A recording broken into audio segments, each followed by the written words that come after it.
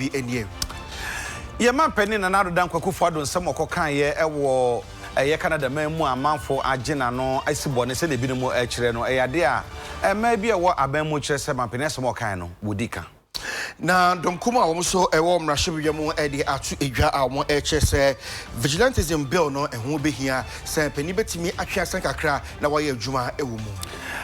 Domkuma mrahye badwa mu kire se aban no borobosia dodo chance fimienu ne efa aban ba adwan mu no se de osia bo obosia no anhwe ye oman yi aho kire beba no kreso mo borobosia na ede na mo de busia ne ye bedi hu ko wana na dwi pa NCC panifo ede atu edwa omo Ghana fo nyina sa wonidie no emode ase betimi etu ho anamo eyi ensem bi ka woni de brem se no do ka se bo ne fie ewo UTV so area boys ye na ye de eba na mo me ka wo se nyume ko bi na eboa America se bo na ba this way chocolate drink and the coffee drink de bia mekoso akasa sanka ma na nke nimu se ano na eguma hodo kra enti broni ni ba no mu yo ka hore tea no ye nso ye beka hore tea ye sanse ede dodo sanso na best point service loans ka kra bia ba ebo ese kasam ene best assurance kwabra aware be ya na finchire bayin eno a ene YouTube enchine we ena agi aware ede esi hodom amasisi de obia esresa kuma bi pe na odi egu eye waduane mu na etimi abomapomde pa na etimi akoso special product enso ewo edwa so specialized so ena edika isu kroje ahode etemu no eno a ene special so no ada products ni na ebi enso ho edom nyina sekwabna entwibusa komene eja kwabena ye ne rekasebo no ebrem afi emu ensamnie ye man pani na nado dan kwa ekufuado eko Canada memu na bra ekupie se wone sentwrofo bi edi nkomo na man pani ekasa no de tuja echirimu se oh my Ghana ye ka human resource se ye ka nipa wonimu die ene ne mahodo ye obi pa na omayimu ema no ekame so ho keka Adema jinesi ahodo esiso mani si amanyosem ene dibra kese no aweka no de ewo fam sankebe ya anka mane hwe no mpege omo na sase mo kan ye no ene binom chese mampani afobuo ama boman Ghana ema esanso man Ghana ma eye bi papa ewo amanyosem yesi kasam totoye ye dwadie ne mahodo nyina mu enti akobu ya bomfia nanso ema mampani nanado apa wo mo abamu ekirese ye man penny asamokokan no wodika. All everyday talk about the challenges women face in running for public office. Definitely there are challenges. Getting support, getting the encouragement, getting the resources. And we know the circumstances in Accra, the barriers, the traditional barriers, the cultural barriers. But we are saying that there is opportunity for women to rise above those challenges. For example, I always take people on when they blame the woes of Africa on colonialism. It's about time we move forward. Nobody will move forward without getting up and opening the doors. So I'm telling the youth, the female youths in this country, get up, take the opportunity, build your skills, develop your dynamism, and open the doors. Don't wait for the doors to be opened for you. Doors to opportunity. We will campaign and advocate for gender issues to be addressed, gender inequality issues to be addressed. We'll continue to campaign for that. But we are also saying that use your collective agency, your numbers, move. And that's what the president was saying. Crash the ceilings and move through the ceilings. We need to crash the glass ceilings and move through those ceilings. That is the message the president was giving to women. And that's the message we should be giving to our youth. We shouldn't be giving the message to our young women that wait and be appointed. What message is that? Feminism is not about being overbearing and abusive. That surely puts people off. It is also not about being about advocacy. Talk without action. That will not change anything. Whether the president used the right words or not, that is for you to decide. But in my opinion, he used the exact correct words that will fire us to action. And let me give you the meaning of dynamism. Because what he said was that he's not seeing enough of that dynamism that will move us into the next stage where we would sit at the table. Because it is only when you sit at the table, dynamism, it means the quality of being characterized by vigorous activity and progress. So why would anybody say that it was his choice of words? He chose the correct words to deal with the situation in which we find ourselves. He chose his words deliberately to provoke us to action. And so if this comment will reignite the dead women's movement in Ghana, and I say the women's movement in Ghana is dead, then maybe that's, I'm saying that it is dead. It is dead. Yes. The kind of energies which we took to our work, and I was part of the group that went around the country, working on selling the domestic violence bill at the time with Hajia around the whole country. We didn't sit in our offices and hoped and expected that the bill would be passed into law. We actually went on the ground and affected and effected change in attitudes towards the law, worked tirelessly around the length and breadth of this country to let people understand the benefits that the protection that the bill will provide for all of us if passed into law. We need that same activism and dynamism behind the affirmative action law. Yetwa kase no Sodom kuma wo e wor mahye mo de atu edwa amo chese ne manu ya no ho ebehia se vigilantism bill no empanifo betimi atwe asan na wato omboase no yemu adwuma na etimi abo oman no etumpon.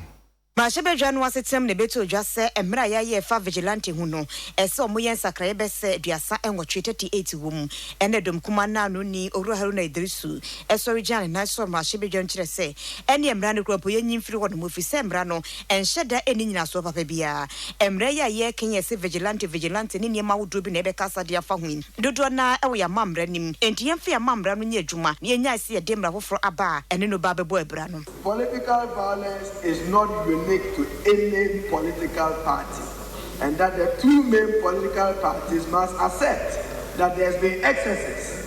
There's been excesses on both sides. Both sides, yes. Mr. Speaker, I'm particularly encouraged. But Mr. Speaker, we support the principle. But Mr. Speaker, a bill with 38 amendments is only legal that the Attorney General withdraws it, clean it up with the 38, and bring it, then we pass it expeditiously. That is my view. So when we ask for the withdrawal of the bill, it's not to oppose the policy principle. No bill, other than such a bill as is referred to in paragraph 8 of Article 1 of the Constitution, shall be introduced in Parliament unless it is accompanied by an explanatory memorandum. So I'm referring to the memorandum. Defects of existing law. Have we policed through and scrutinized the Criminal Offences Act enough to find out that there are no sufficient provisions that deal with this matter? That is why I was saying that it is for want of lack of political will and political courage. Not this administration. All other administrations have protected their own. That is wrong, and that we must stop. Nanu no ruo se che mensa bu so da edom dodo na no enso kire sese ye kase ye nsakraye be ye aduasa nwotwe e wo emran ma na no nche se emra ne hu hia pa. The Speaker, let me quote for his elucidation clause 4 of same Article 280, which provides where the report of a commission of inquiry is not to be published, the President shall issue a statement to that effect, giving reasons why the report is not to be published.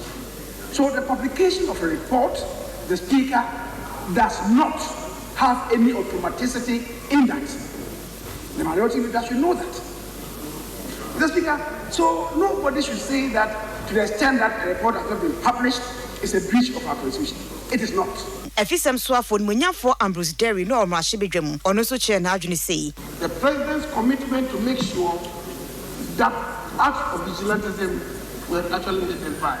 Indeed, Mr. Speaker, we experience it in practice that when matters are reported to the police and statements are taken, we get to court and there are no witnesses. And it's quite legitimate and lawful, supported by law, for these matters to resolve. So this bill becomes very, very important. It closes that door to people wanting to settle. Ombobo nsɛm no ho wie ye no no so afɔ hwɛ atɛntene ne so enso ɛkasa edi tu dwa kyerɛ sɛ adwenkyɛ ne nyina da ɛyɛ ɔmo agenaba ɔmɛkɔ akɔtena se asi ho brekutire. Mr. Speaker, I have listened carefully to the contribution of members from both sides of the House. I see no fundamental difference in the positions taken towards considering the bill. I have listened to proposals that have been made. In my view, it will only go to making the bill the richer when it comes to the clause-by-clause consideration. And I must thank members for their input. I wish to make an undertaking on behalf of my office that we stand by to assist the House in considering the bill so that Ghana will be a safer place for all of us. Nansan Oma Ghana mu nneɛma bi kɔ so hyeda enkoyi Oma Ghana enim sɛ yɛka hohoye so aye obi yɛka onuadɔ ne bi akɔye wɔ yɛntamu pa nti sɛ yɛbɛfo obi akɔhyɛ baabi afo obi no mum no na sɛbe ɛyɛ ananafosam de ma wɔ man no nanso sɛsɛe no ɛyi ne ho adi a ɛkame sɛ ɔman no yɛnim ɛyɛ guase ɔwɔ kwan bebre so danse adi esi yɛ ɛde si wɔ Kumasi ɛkyɛ sɛ Canada fo ma ya mienu bi esi ɛkasa obi ne baabi a wɔ mo ɛhyɛ na eno ana okɔ mahye bedwamu a bedwaku ahwe ɔmai amanane ho nsam so dom kuma mahye bedwamu da ɔma no nyafo Samuel Kujeto ablakwa ɛde to dwa kyeremu sa wobɛhia sɛ yɛto nsa ɛde from anwe so afɔ na obɛyi nsam ɔdo bia no bi sɛ anye bia bibia ne makeka koi ɛden ɛnomoyɛ ɛde afa ho Orimanyafo Samuel Kujeto ablakwa a wono eye North Tom Rahye Bedwani Sorigin Rahye Bedwam eno chechirimu SSC e Ghana ne ekoso ne yanhwa anka mo asema dache bi no ebeye dotokese aba besi no ma yentimi enno ene se nipa echichi wo mu ese kidnapping no eya akoso pa enti ese mpenifo hwe no modu mu nansi fom emmo ama Ghana ye bambo no so enkoyi na se wasante mantama yinkro Kumasi na betodwa se ema mienu bi omo ye Canada fo ne ya che omo asie ama sesi anu posifo ye nhwemu ewum ema ya miensa so atoye mantama Grota Kwadimu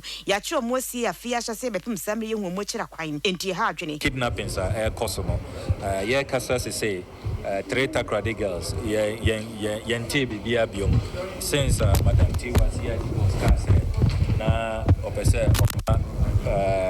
ebusiafo arehemu kakra na enye se onim bebia kidnappers no wo no yenya update bia obia briefing or minor dear air koso and you can imagine what the three takrade girls are going through yenya ye chance oh ebia good news be beba be PCC ano dear yet and say kidnappings no kwa na air koso Indian businessman and chair na Estonian diplomat Andra de yete and say Canadian volunteers mienu na omo a volunteer omo services our Kumasi Ashanti regional capital ya kidnap omo enti is following a certain pattern say kidnappings na koso no ababe ye bibia ya nhwe ya ebese Ghana din yenyina we don't feel safe and you can imagine what that to do to even investment drive ability to go about our normal duties, you know, within an atmosphere of safety. Until the year can say, as I say, the Minister of Interior or back Parliament now obe briefing or my Ghana mining na. Okasawie yape enachi amehini. Right Honorable Professor Mike Eronokwe ebo asamunwachi ade emma mpinifo fio so monkotena se ezumbe kutie no mofa no disem no emram repem.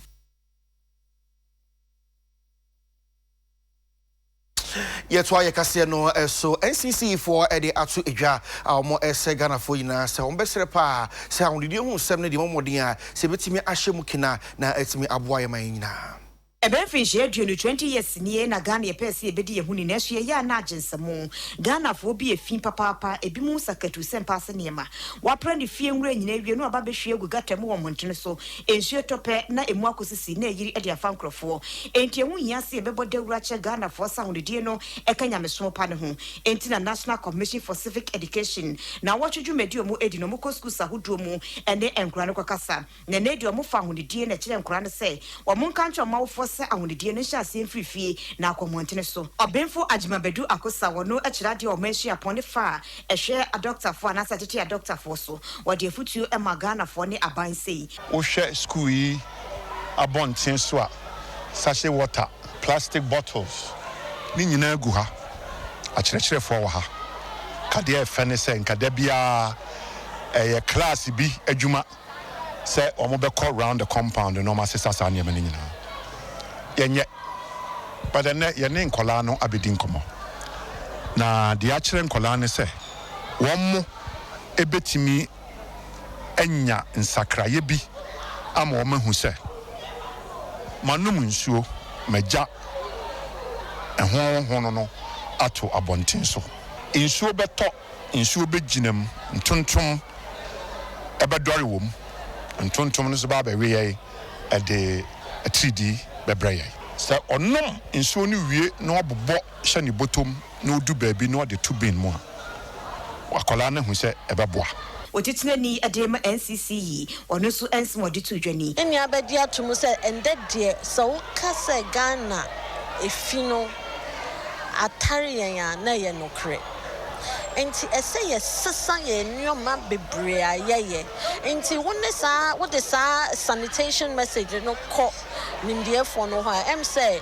eyade e ha Ghana ni bia che say Ghana ho hia wa wo do Ghana no wo sesa asem wo ipa wo pese wo ye bibia wo de beboa and no ntina ama this year no your friends citizenship week no aye a lot more visible ochiame kwa mesusu de futu ma student no se ba woni die ye pa enti yenhwe ni ani Ghana ni aja esa ban ya na ban ye se obekọ schools no akọ communities na wakọ boderu oboderu no wi a e wo school mu ha ya ese sa so separation e kan ho asem ni ese ye ho bi asem wo school mu ha ya ese ye de bins no ye de different colors black for plastic e bi a white for organic e bi a blue for paper and a pink for tins eti eso mo eye separation ni bo school mu ha ba bi on be ko bia e ma enkwala ne hu enti da ro no mo bo no ye bo da ro no wi a afa ese e bo enkwala no mo tu anamon ese enya bibi ti say reward systems abofra ye nyina ya be ka asem ya wi a ese head mistress no hwe no ehu enkwala o mo bo mo homoden a ensem a ye be ka hwe mo di tu dwa no ese etimi nya reward system bi mo ewo mu a na NCC aba be che plaques and our beche ABA citations and our be best the most clean students in ade near na be TV so I said there wa be yes san ba be biem etinya aban nko ye nyina